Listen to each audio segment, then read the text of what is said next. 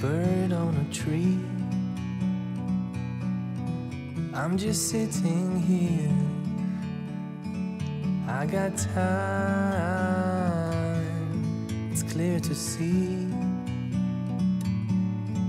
From up here,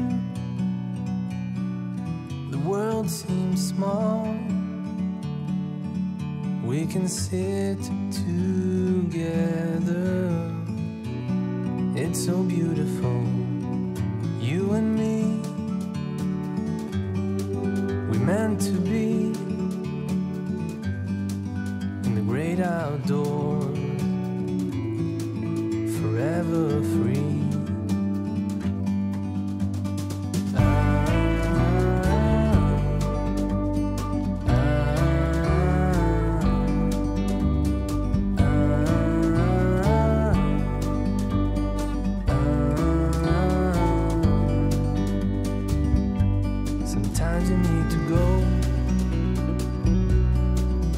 Take a step back to see the truth around you. From a distance you can tell.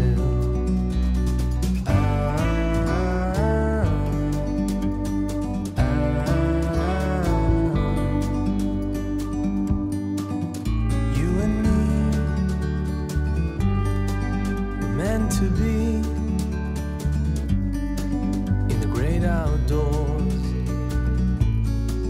forever free. You and me, meant to be in the great outdoors, forever free.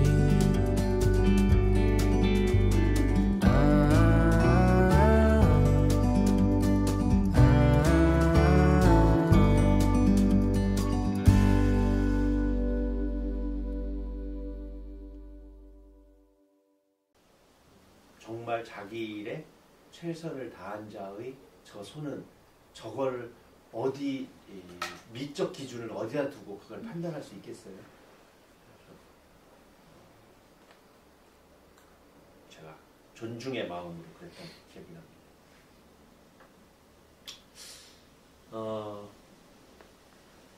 고요미라는 시를 제가 썼는데요. 이거 우리 집에 제사상 이야기를 한번 한 적 있죠? 기억납니까? 기억을 못 해줘서 고맙습니다. 우리 집은 한때 갑자기 부자가 된 집입니다. 증조부 때. 어떻게 갑자기 부자가 됐느냐면 일부분은 제가 추측하는 겁니다. 일부분은 들은 이야기고 재산을 닥닥 긁어서 쌀을 가지고 가서 제사상을 하나 사오신 거예요. 그래서 우물물에다 제사상을 불려가지고 다 뜯어냈어. 큰 놈은 큰 거, 작은 놈은 작은 거. 기억나죠? 네. 그래가지고 그거를 다시 조합해서 상을 팔았어요. 제가 완플러스완 얘기했잖아요. 거기다가 돗자리, 병풍 해가지고 산을 3개나 사셨어. 초롱산 밑에 또 금평리 넘어가는 거기에 또 효황리에 지금 홍도에 하나는 지금 내려가면서 종산으로 그 외에도 종산이 또 하나 있어. 그건 다 종산으로 돌렸지. 그리고 이제 그 중에 작은 산 왜 작아졌느냐면 이제 내려오면서 할아버지 우리 아버지 때에서 선 그어가지고 이렇게 요만큼 남은 이유는 거기 자기 우리 아버지 당신의 동생들이 묻혀 있어서 거기 못 파는데 근데 제가 다시 수습을 해서 화장해서 다시 뿌렸어요. 가지고 그 적은 산은 이제 우리 정삼이 동생으로 가고 또 이쪽 산은 또 제 명예로 좀 돼 있어서 제가 한 손바닥 요만큼 산을 여기서 보면 저기 뻔히 보이는 만큼의 크기의 산이거든요.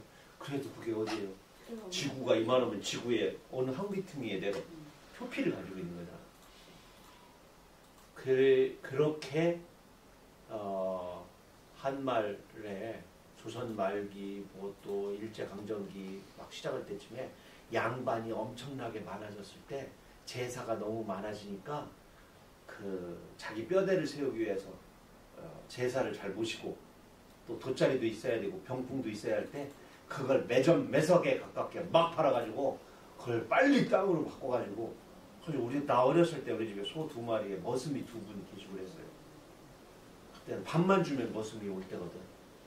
정말 밥을 굶는 사람이 많아가지고 우리 집 바깥에 헛간에는 아침에 어머니가 막대기를 갖고 와 지게 작대기를 쑤셔. 그러면 거지들이 막 이래. 그럼 어머니가 다시 들어가서 찬밥 다.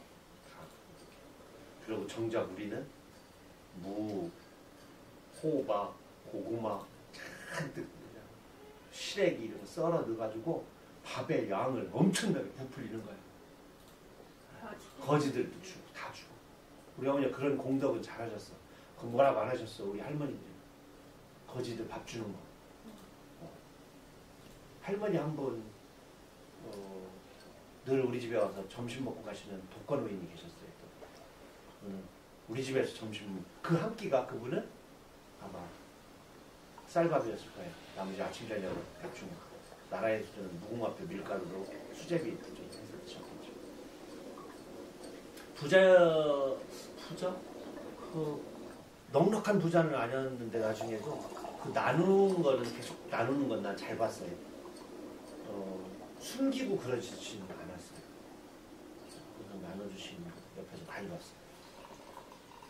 그래서 아버지가 제가 뭐 만들고 이러는 거를 하지 말라고 안 했어요. 쓰러진 가게를 조금씩 줄어드는 가게를 이정록의 저 손재주가 다시 부흥시킬 것이다. 왜? 옛날에 당신의 할아버지가 그러셨습니다. 라고 생각하셔서 아버지는 망치와 낫과 대패와 벤치와 자기와 못을 내 고사리 손 가까이에서 치우지 않았다. 나는 하루 내내 아무 것이나 만들었다. 내 손톱에 고인 망치 소리가 채송화를 피우고 고용으로 익어갔다. 하루는 낫으로 연쌀을 깎다가 뼈가 보이도록 손가락을 도려냈다.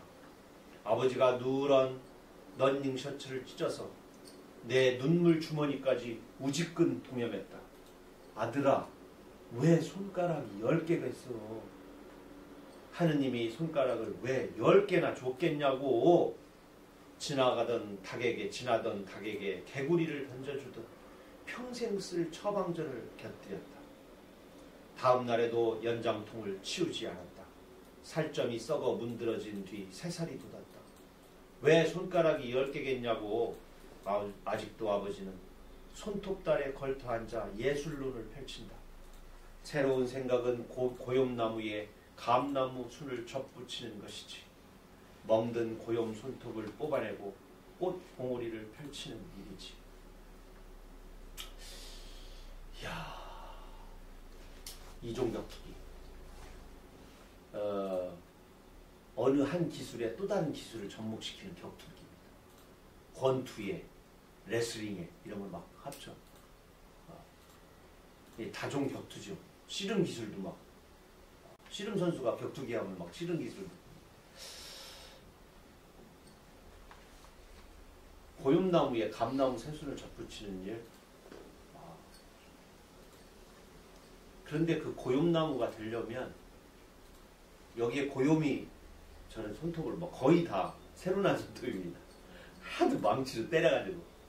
그래가지고 이 고염 알죠? 고염. 감은 아니고 고염. 새까만 거. 손톱이 고염처럼 변한다고 새까만 거.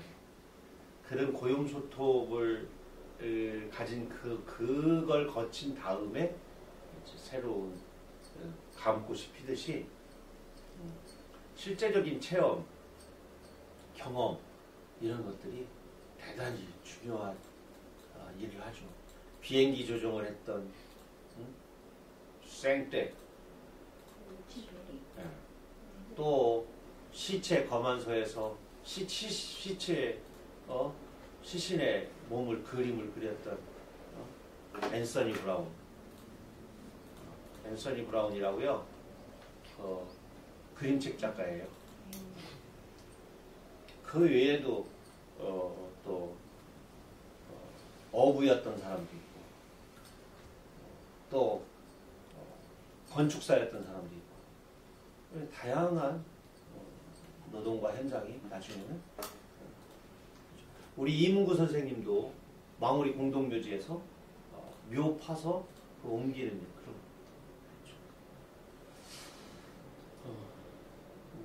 또 우리 또 유영주 형 같은 경우도 짜장면 배달부터 시작해가지고 20개가 넘는 직업 14개 아니 20개라고 빵 제빵사도 있고요 한식, 양식, 중식 다 자격증 있고요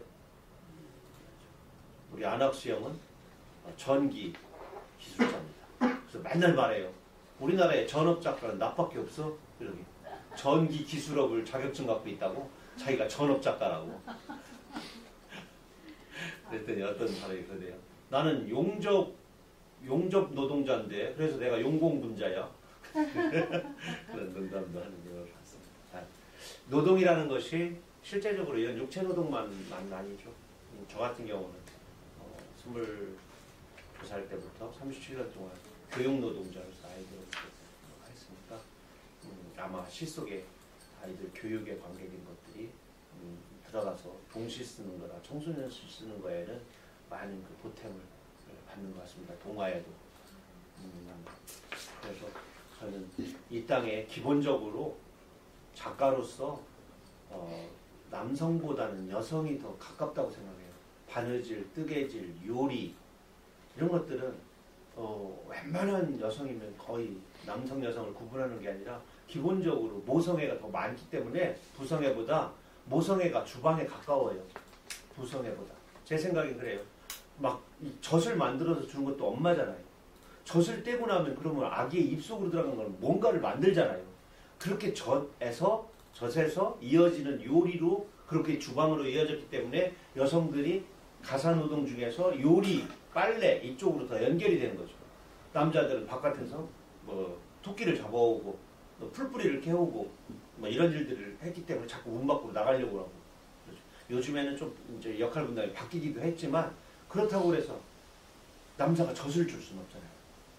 분유를 주고 뭐 이유식을 또 사서 먹이고 이러다 보면 뭐 그런 어떤 주방으로 연결되는 현대에서는 그런 부분들은 조금 달라졌지만은 그 예전부터 그러한 주방 요리, 가사 노동 이런 것들의 직접성, 체험성 때문에 글 쓰는 일, 또 뭘 만드는 일 이런 일들은 훨씬 더 초밀하고 세밀한 손재주를 가지고 있고 감각을 유지하고 있다. 그래서 여자들이 글을 더 잘 써요. 문장이 세밀해요. 그리고 감성을 잘 만져. 심리 묘사를 잘해. 그래서 지금 한국의 여성 작가들이 훨씬 더 많이 부진하고 있죠. 가만히 직업을 보세요. 기계화되고 나서 단추를 움직이고 섬세한 것들 당연히 여성. 의사도 여성들이 찢고 꿰매는 걸 더 잘할 거 아니야. 섬세한 뇌 수술 같은 거 여자들이 좀 더 나아질 수가 있잖아. 오랜 손끝의 그 감각이 더 세밀하게 연필 하나 깎아보면 알아요. 사과 껍질 깎은 것도 훨씬 더 잘해요. 많이 해봤고. 그래서 이제 기계화되고 컴퓨터화되고 첨단화가 되면 될수록 남성의 위치는 조금씩 작아지니까 남성들은 이제 뭐를 하느냐? 격투기 같은 거 만들어서 싸우고 거친 스포츠 만들어서 싸우고 자동차 경주 이런 거 만들어서 싸우고 미안합니다. 세상에 힘쓰는 남자들이요. 분발합시다. 오늘 저녁 그대가 주방으로 가시오. 자, 다음 다듬는다는 것입니다. 조금씩 잘라서 읽겠습니다. 다듬는다는 것. 오늘의 시를 다듬는다는 것에 대하여였습니다. 대구라는 말을 새겨보면 그를 다듬는 것이 깊은 뜻을 헤아릴 수 있죠. 퇴는 밀다라는 뜻이고 고는 두드린다는 뜻이 한자지요. 퇴구란 시문을 지을 때 자구를 여러 번 생각하여 고치는 것을 이르는 말입니다. 당나라 때의 시인 가도가 어느 날 말을 타고 가면서 이응의 유거에 붙임이라는 시를 짓기 시작했습니다. 생략하고요. 그런데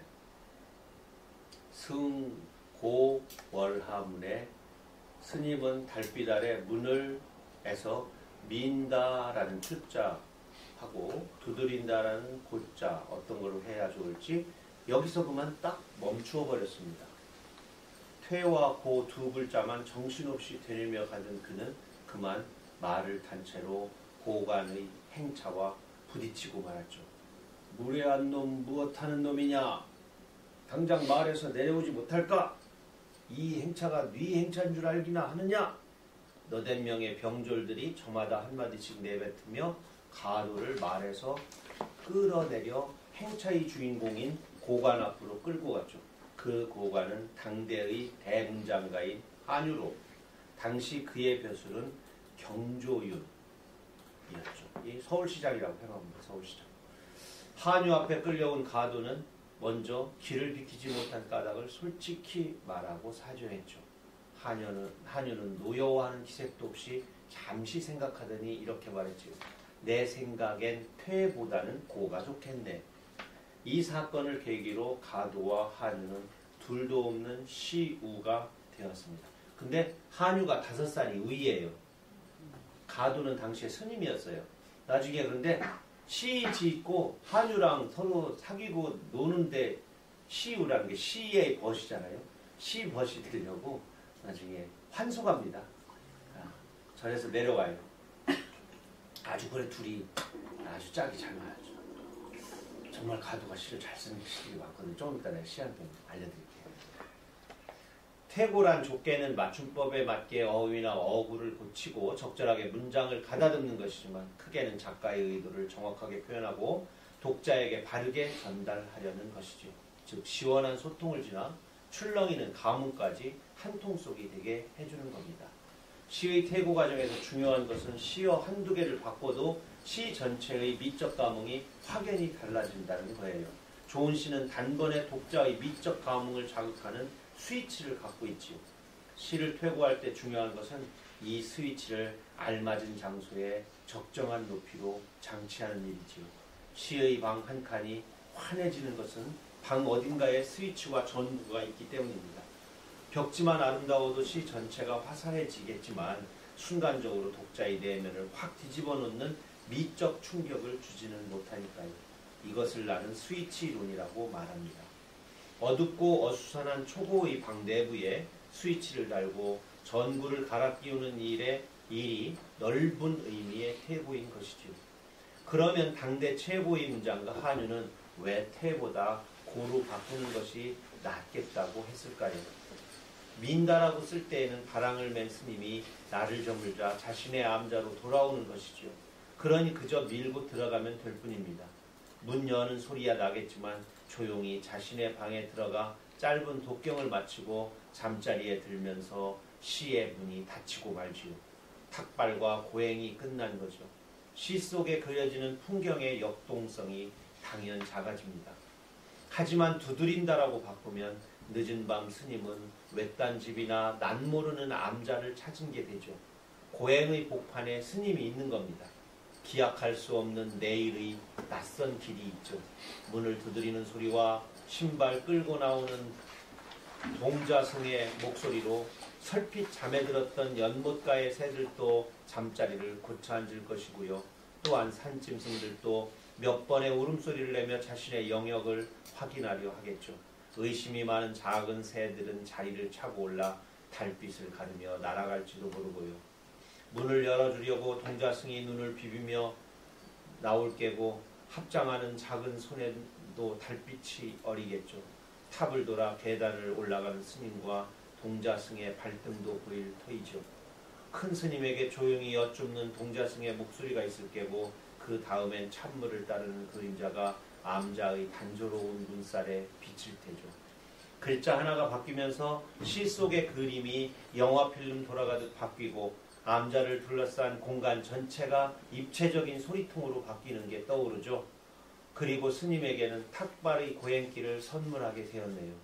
태고는 이런 것이어야 합니다. 시의 혈관을 풀어주고 독자의 자유로운 상상을 자극하는 태고가 되어야 하죠.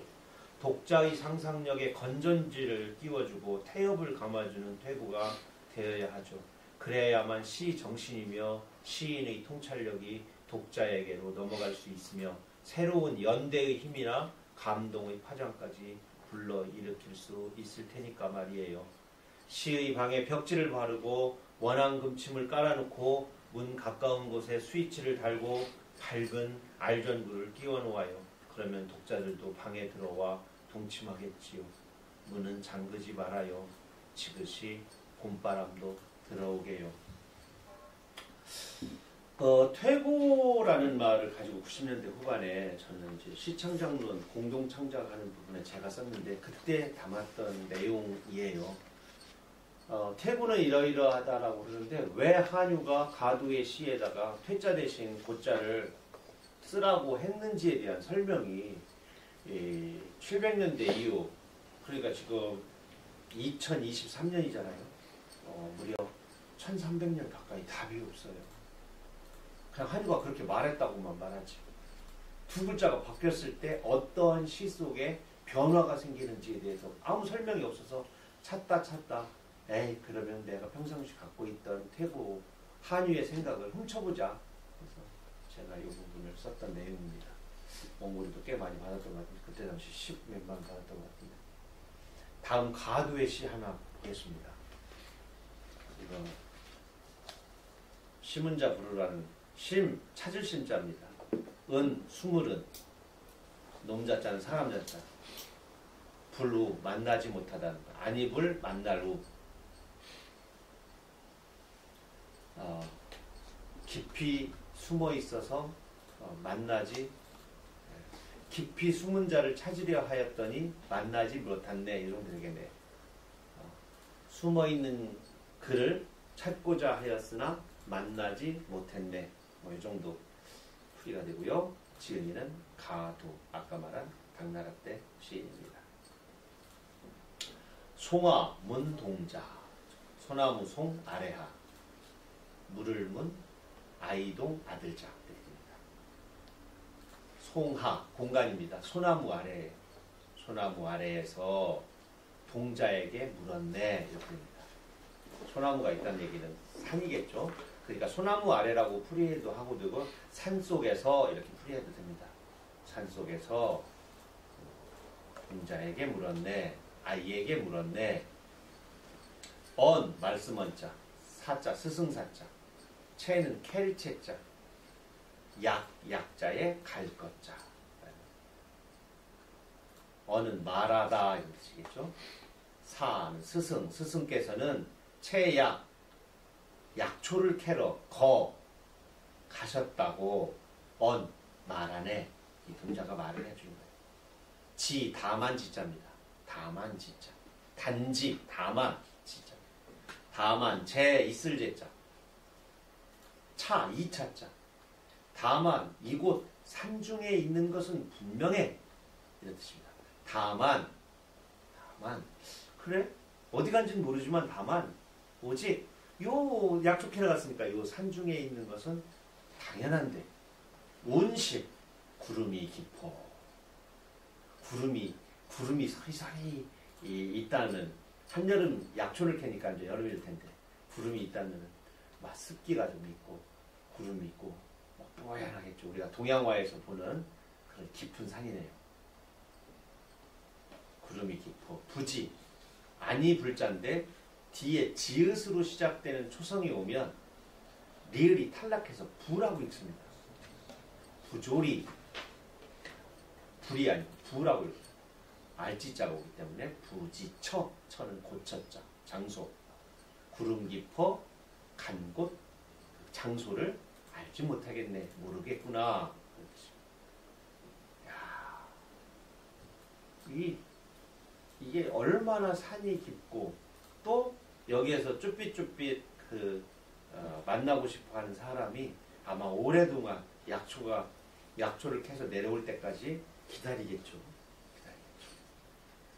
아까 저 위에 제2응유거라고 하는 시를 한번 보도록 하겠습니다. 다시 올려서 여기 보면 한 구에 5글자씩 되어 있는 것을 5원이라고 해요. 5원. 4구로 되어 있으면 절구인데 지금 총 8구로 되어 있잖아요. 8구로 되어 있는 건 율시라고 해요. 그래서 시의 형식이 한 구에 5글자 5원, 총 8구로 되어 있어서 율시. 본래 절구는 기승전결이라고 나누고요. 4구를 이렇게 율시로 8구로 되어 있는 경우는 2개씩을 묶어요. 사단 구성은 맞아요. 그리고 연이라고 해요. 하나를. 그래서 수, 함, 경, 미.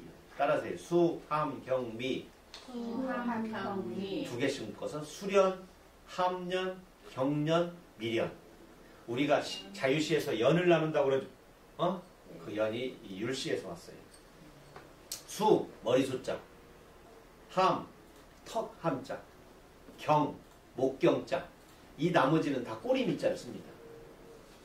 기승전결의 전의 역할을 하는 것이 수함경미의 목경자예요. 경년이에요. 경년. 왜? 기승전결의 전은 돌아보다, 돌이키다 하는 전이고요. 돌아보려고 하면 돌아보면 눈이 돌아가요. 시선이 바뀌어. 시각이 바뀐단 말이에요. 그러려면 신체 구조는 목이 돌아가야 돼요. 그러니까 여기서 관점이 바뀌고 시각이 바뀌는 반전의 지점입니다. 기승전결의 전이 수함경미로 왔을 때 경자를 목경자를 써요. 그러니까 목에 여기 척추를 경추라고 그러죠. 경추라고 해요. 경추 6마디. 우리가 등뼈가 저 미추 여기 꼬리뼈 6개 위에 거 6개 이렇게 빼고 나머지 가운데 조합해서 26개니까 14개가 가운데 있는 거죠. 14개. 우리 허리뼈가 가운데 14개, 경추 위에 6개, 밑에 6개. 26개 뼈야. 26이라는 게 참 묘해요. 손 안에도 26개 뼈가 있고요. 여기도 26개 뼈가 있어요. 그리고 제 IQ가 26입니다. 좋구였습니다. 좋구나. 여기서 재미있는 거 밑에서 3번째 거 보세요. 4번째부터 봅시다. 과교. 진할 과자에 다리 교자예요. 나눌 분 들야 색색. 이 다리가 하나에 딱 있는데요. 다리를 기점으로 해서 양쪽에 색이 바뀌어요. 풀빛이나 이런 게. 풀빛이. 아마도 햇살이나 영양분이나 땅 주인에 따라서 바뀌겠죠. 거름을 많이 주는 주인일 수도 있고 또 저 냇물이 국경이라면 또 달리 해석할 수 있습니다. 근데 그 다음을 가만히 보세요. 이석동문군이에요. 이사 가던 날 할 때 이자입니다. 옮길 이자. 옛날에 옮겨갈 때 어디로 옮겨갔는지를 한자 보면 알 수 있어요. 벼와 옆에 마늘 따자야. 먹을 게 많은 곳으로 이사 가는 거예요. 이 옮길 이자. 돌석자. 움직일 동자. 구름은 뿌리근. 이석. 뭐 이렇게 굴러가는 돌. 동운. 흘러가는 구름. 뿌리근. 이 뭐지? 구름이 물에 비쳤죠? 지금 돌이 흘러가는 거예요? 구름이 떠가는 거야. 구름이 쭉 떠가니까 물 밑에 있는 물 속에 가라앉는 돌도 어떻게 보여? 흘러가는 것처럼 보이는 거예요. 이거 어디에서 반듯하지 않습니까? 강나루 건너서 밀발길을 구름에 탈 가듯이 가는 나. 길은 외줄기 남도 300리 술리는 마을마다 타는 저녁날. 그 있죠? 구름에 달은 고정돼 있고 구름이 가잖아요. 지금은 구름은 가고 돌이 고정돼 있잖아요.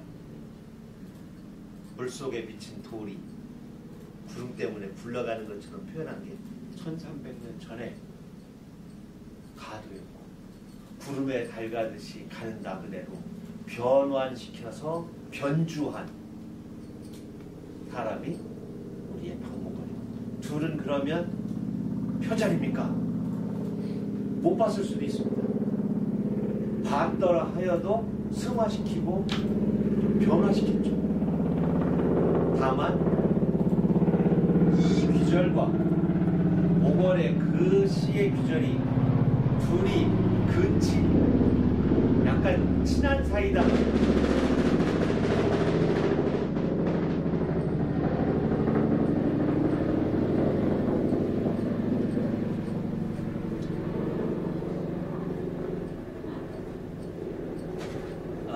라는 것을 제가 공부한 바로는 못 봤어요.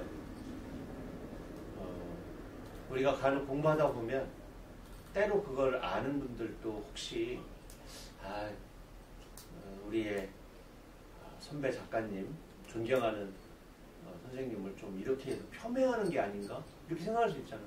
그런데요, 하늘 아래 세상에 딱 하나뿐인 매우 나로부터 비롯해서 하는 것들은 거의 다 아니고요. 어딘가의 모티브나 근종교배, 가까운 근친끼리 조금 변화시켜서 새롭게 그 재료를 이용해서 더 나은 표현으로 계속 발전 분화한다는 거.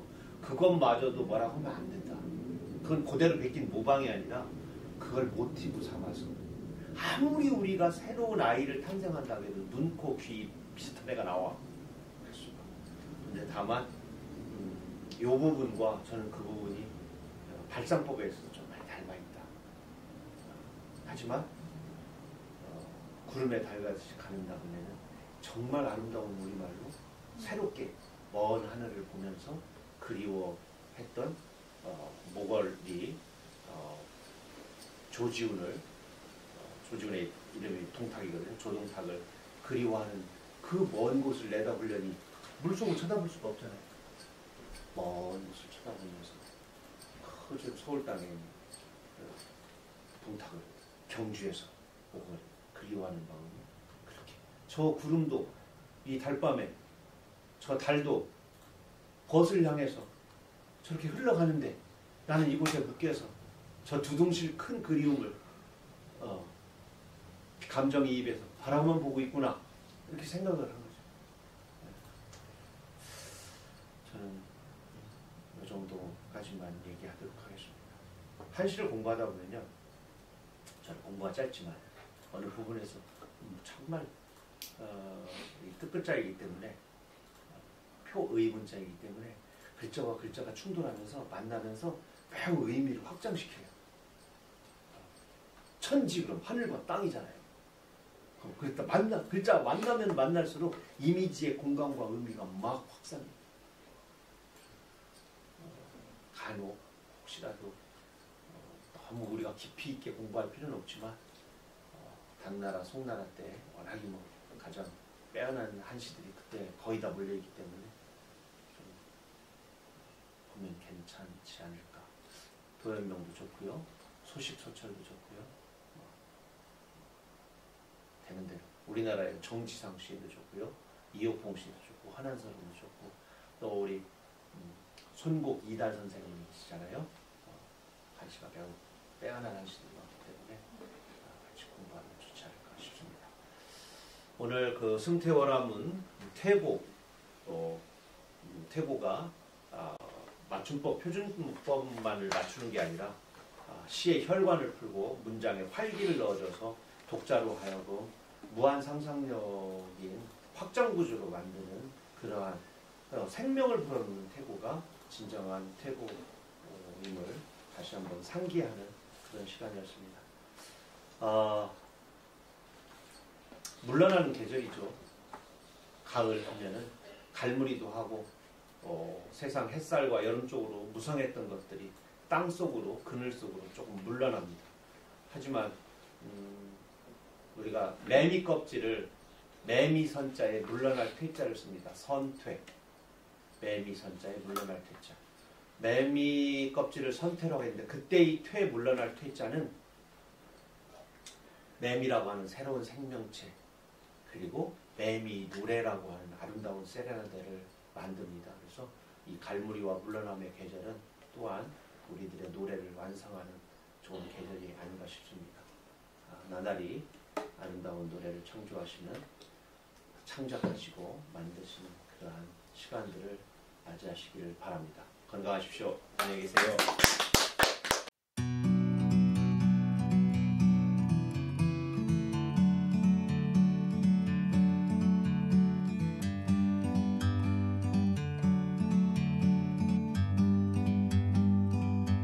Like a bird on a tree, I'm just sitting here. I got time, it's clear to see. From up here, the world seems small. We can sit together. It's so beautiful, you and me. We meant to be in the great outdoors, forever free.